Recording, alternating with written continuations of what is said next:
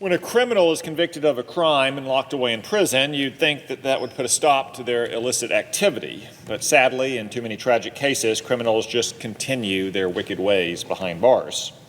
That's because tens of thousands of contraband cell phones are smuggled into and throughout prisons, enabling convicted criminals to carry on with their criminal business as usual from behind bars. Contraband cell phones in prisons pose a severe threat to public safety. After all, these convicted criminals aren't using cell phones to order takeout, check the weather, or watch NFL highlights. No, they use contraband cell phones to order hits on criminal rivals, to traffic drugs, and to run extortion schemes. Convicted criminals who are sitting in a prison cell shouldn't be able to endanger correctional officers, members of law enforcement, and innocent Americans outside of prisons by using contraband cell phones. If we opt to stand idly by, we might as well hand these criminals the keys to their prison cells. That's why I've introduced, again, the Cell Phone Jamming Reform Act to allow state and federal correctional facilities to use targeted cell phone jamming equipment in prison housing facilities. The key word here is targeted.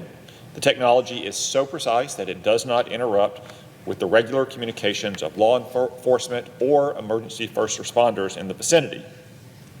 However, there are more than one way to skin a cat, and at the end of the day, I simply care about delivering results for every Arkansan.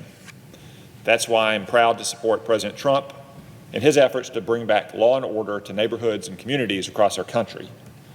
I applaud the Trump administration's effort to crack down on crime, and specifically the Federal Communications Commission Chairman Brendan Carr's announcement that the FCC will vote on a proposal allowing prisons to jam contraband cell phones for the first time.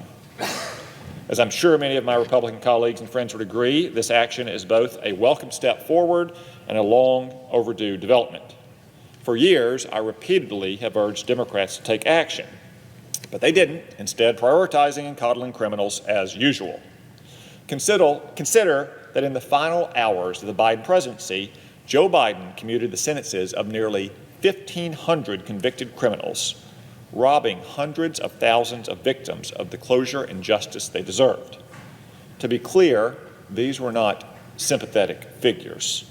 These were criminals such as a drug dealer responsible for killing a relapsing addict, a fraudster who stole millions of dollars intended for hungry Arkansas kids in low-income families, and the so-called Cash for Kids judge who accepted kickbacks in exchange for his role in sending thousands of children to private detention centers.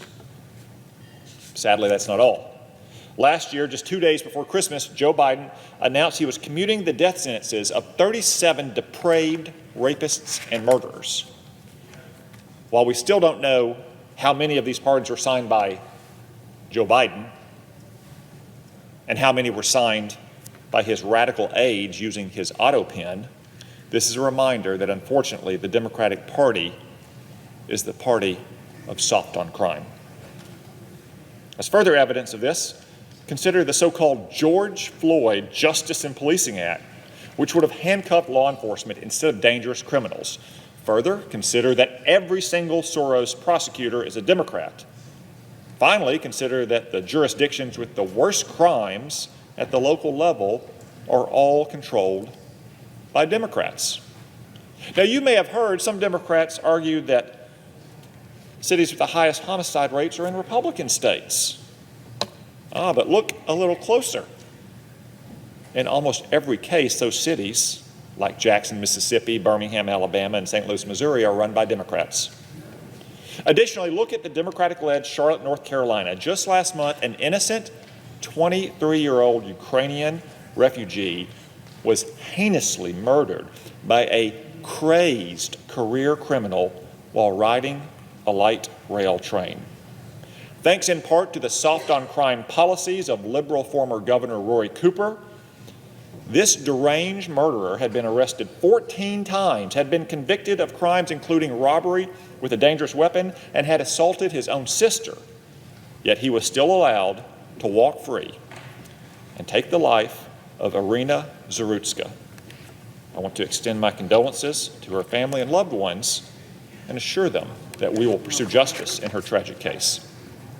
President Trump and Republicans are working on behalf of innocent individuals like Irina who have a right to be safe and secure in their homes, neighborhoods, and communities. Compare Charlotte to Washington, D.C., where more than 1,900 arrests have been made and more than 200 illegal guns have been seized since President Trump deployed the National Guard and federal law enforcement last month. While the Democratic D.C. mayor admitted that President Trump's strategy is working, other Democrat leaders in places like Chicago and Baltimore are resisting assistance and putting up a big stink. But let me remind everyone that Chicago Mayor Brandon Johnson and Baltimore Mayor Brandon Scott aren't the ones riding public transportation alone after a long day at work like Irina Zarutska. They aren't the ones clutching a bottle of pepper spray in their pocket as they wait for a bus to arrive at a stop on an empty street.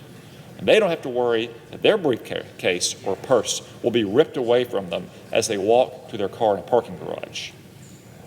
I'd bet that many of the 81% of Americans who see crime as a major problem in large cities worry about some of these very real threats in their day-to-day lives.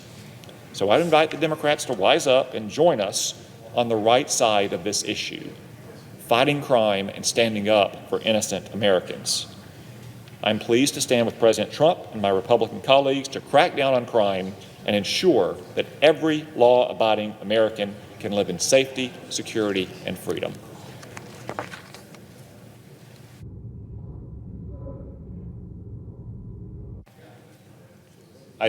I ask unanimous consent to waive the mandatory quorum call with respect to the law nomination.